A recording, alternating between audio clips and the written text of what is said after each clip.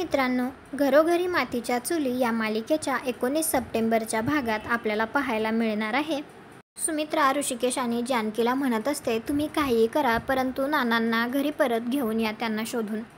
कारण नाना रागातच घर सोडून निघून गेलेले असतात.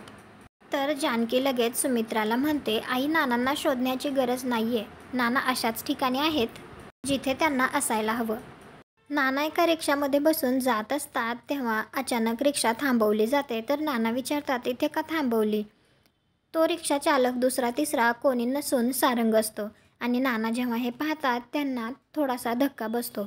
दुसरीकडे लता म्हणत असते, बाळा आपल्याला इथून बाहेर पडण्यासाठी काहीतरी करायलाच हवं ग.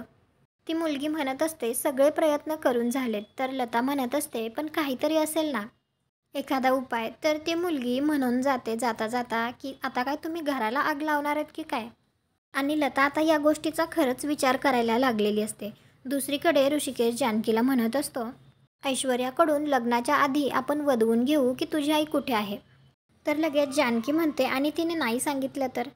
तुम्हाला काय वाटतं, ऐश्वर्या लग्नाच्या आधी सांगेल का? बहुतेक तरी ती नाही सांगणार. ती अगोदर लग्न करेल आणि नंतर सांगेल, किंवा ती सांगणारच नाही. ती एवढी कपटी मनाची आहे. तुम्हाला हा भाग कसा वाटला ते कॉमेंट करून नक्की सांगा. व्हिडिओला लाईक करा. आपल्या मराठी मालिका चॅनलला सबस्क्राईब करा. भेटू उद्याच्या भागात.